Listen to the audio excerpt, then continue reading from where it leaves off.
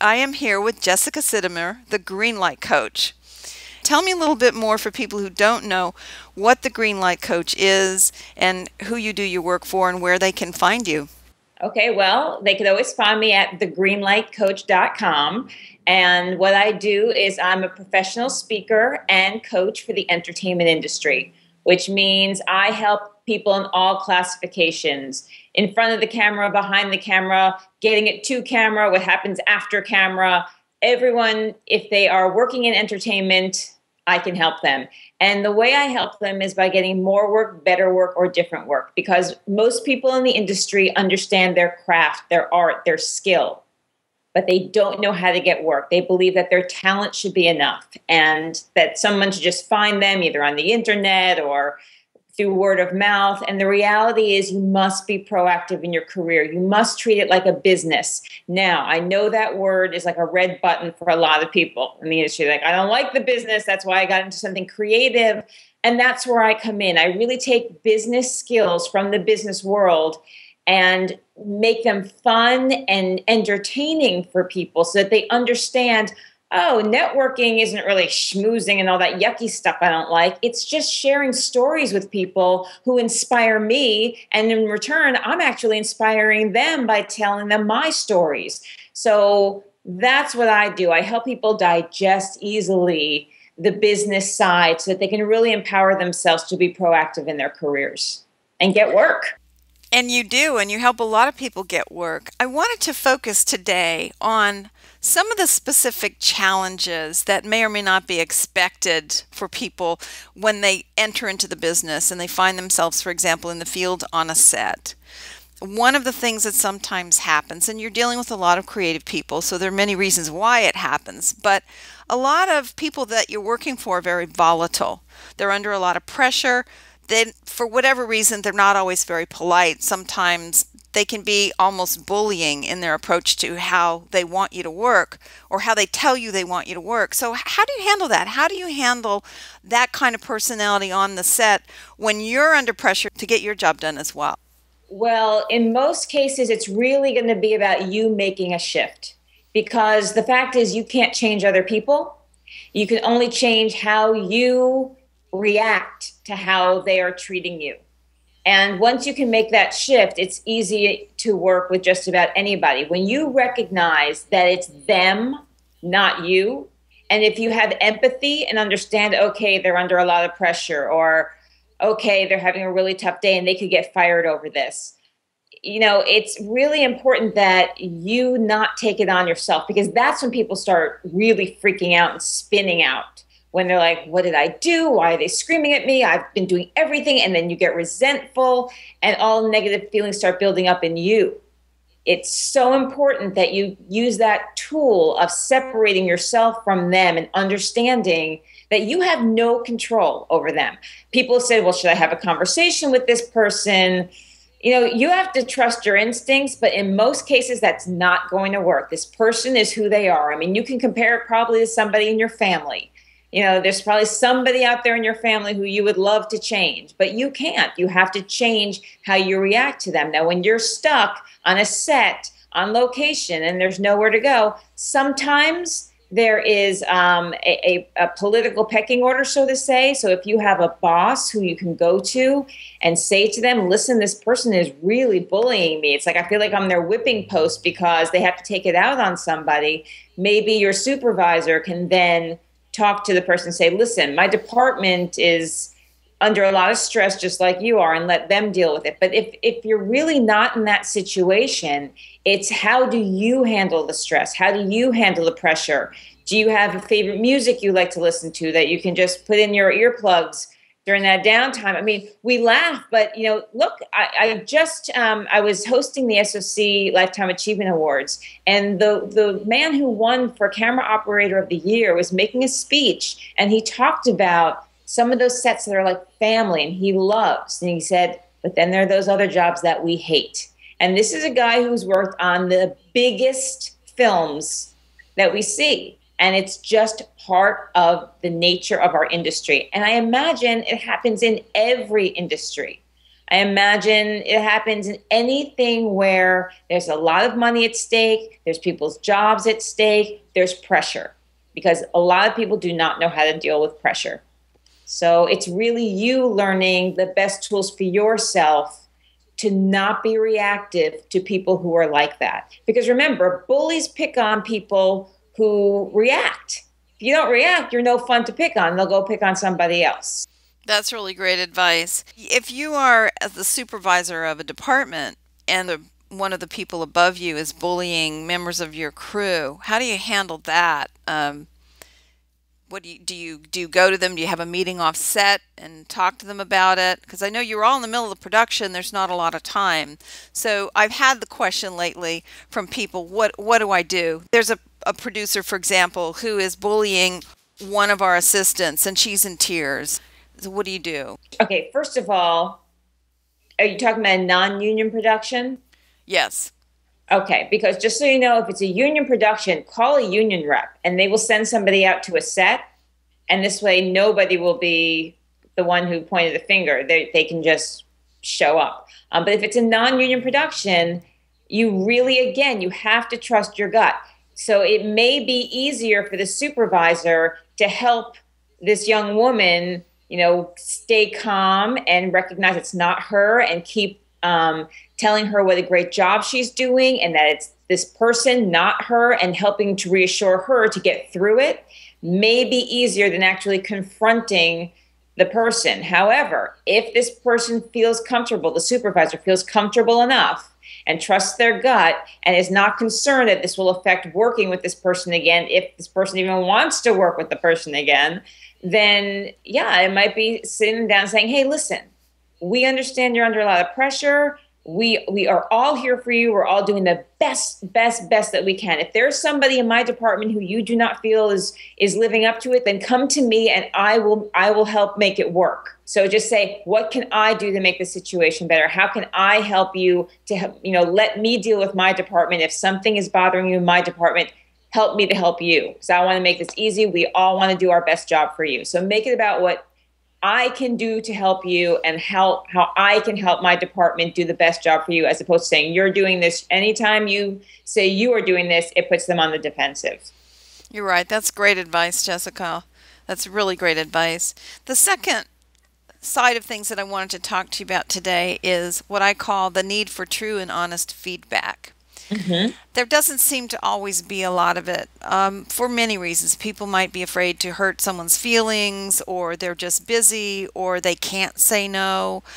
I don't know what the reasons are, but how can someone who is either in a job interview or who has sent a script out to be read needs feedback from that person? How do you get true and honest feedback? What do you look for so you can recognize that you're not getting it? And what can you say to help that person feel comfortable giving you the advice that you want from them? Let's start with the most obvious way to tell that you're getting honest feedback. The most obvious way is action. If somebody tells you, oh, yes, I love this, I'm going to pass it on, and say, great, will you CC me or forward me the email that you send, or if you sent whatever you've sent my package, so that I can keep a record of it. And then when they do it, it's been done. Or if they say, oh, yeah, your work is great, I'm going to put you on my list. You're not going to know if you're on the list until you get called. And the problem, I had this with my 600 program. I actually asked one of our mentors, because he used to tell everybody that would come to set, I'll put you on the list, because they would say, hey, I'm available. So they say, okay, I'll put you on the list. And then everyone would come back, oh, great, I'm on the list. I'm on his list. I said, man, he's got a lot of people on this list. So I asked him, and he said, Jessica, there is a list where he writes down everybody's name, and then there's a list. And the bottom line is you want to be on this list. And the only way to get on this list is by really creating strong relationships with the person. So if you meet somebody once and they say they're going to put you on the list, don't expect a call, because you haven't created a relationship. It takes at least 3 conversations to create a relationship. So yeah, people will look for the easiest way to let you down because it's never comfortable to have to say no. It's never comfortable to have to reject somebody. So when it comes to the real facts of knowing whether or not the feedback you're getting is true, it's action. When they have actually sent your work forward, when they've actually hired you, when something comes from it, that's when you know. As far as if you're getting an email back from somebody, oh yes, I loved your script, fantastic, great work, I'm going to pass it on. Again, you don't know if that's true unless you say, hey, will you, my manager, or for my own sake, so I know I can keep track of who's read the script, can you let me know who you've sent it to? Well, then they have to let you know, and they either will or they won't. And again, that action will tell you the truth. When you're in person, there are cues, yes, with body language. However, it's interesting. Like, I'll watch reality shows and I will look for, let's see, is this the girl he's going to pick, or is that the one? Well, he looks happy. Uh-oh, everything just, his face just turned red. That's a change in tone, in his skin tonus. So, I look for all these different things.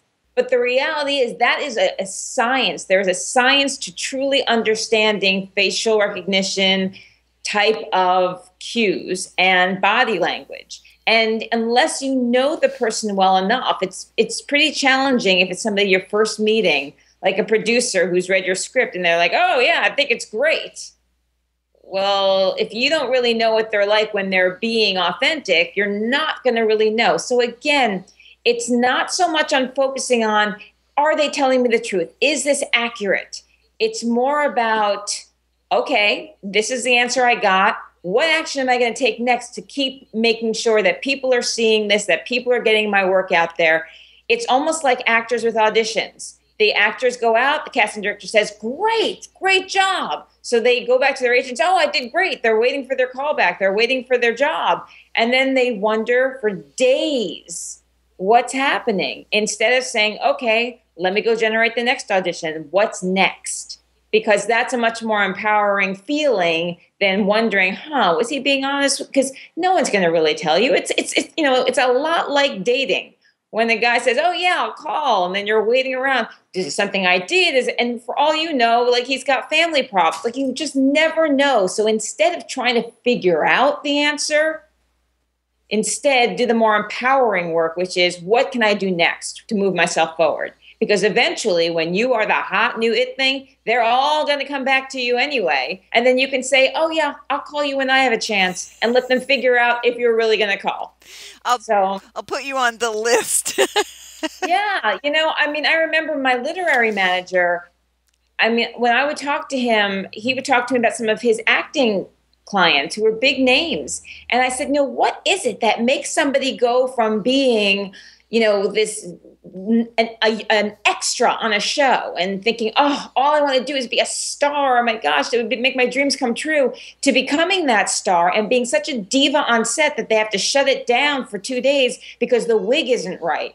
And he says it's because everybody yeses them. Everybody tells them everything they do is great. And they know in their gut sometimes that things that they're doing is not great. So why is everyone just telling them they're great? It gets to the point that it makes them almost go mad. So you don't want to go mad. So don't read into what people are saying.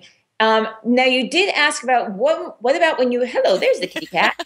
What do you do when you really do need honest feedback? And like, writers need that, and everybody needs that, because you think, your work is good and you want to put it out there. So you need to know that there are some people who you can trust. You might even look for mentors and let them know specifically, hey, listen, I need brutal honesty on this, because you only get one chance to make a first impression. And what I used to do when I would write scripts is tell people that and say, listen, I love rewriting. I get inspired when people give me great notes. And that made people feel comfortable coming back.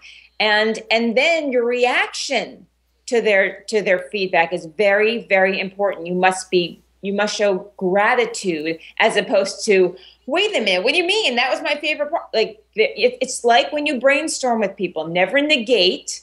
You can ask more probing questions like, oh, okay, so you really didn't like that scene and it's your favorite scene, right? And you think it's the best one written.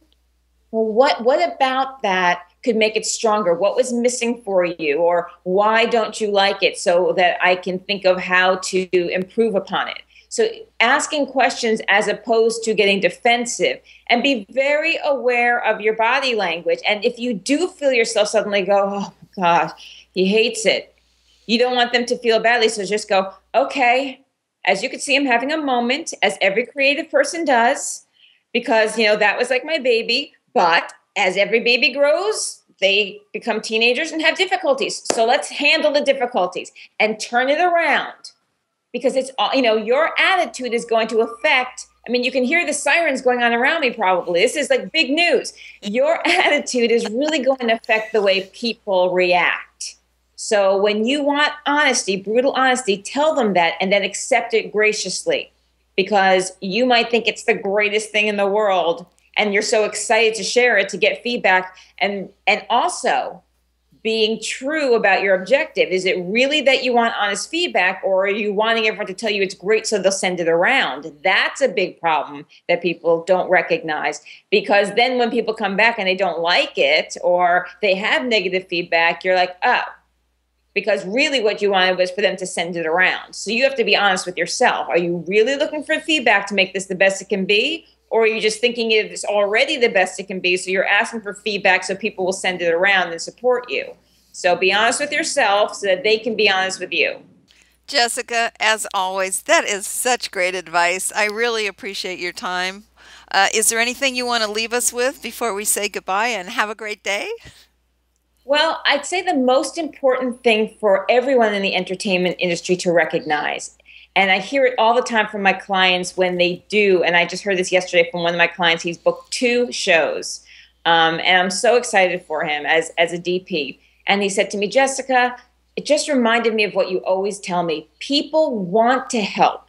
They just don't know what you need. So you have to tell them. You have to, as Cuba Gooding Jr. said, help me to help you. You have to let them know what you need so that they can help you, because they don't always know how. You assume because of what you do that people get it. Hey, I'm a DP. I need to be hired. But they don't necessarily know how they can help you. So the more research you can do and then help them to make connections for you, the more they will. Because the bottom line, and that little tweetable that I'll leave you with, is people want to help you. They just don't know how yet. That's great. So teach them. So tell us again where we can go to learn more about you. thegreenlightcoach.com, or you can just Google my name, Jessica Sitomer. Thank you, Jessica. Thank you.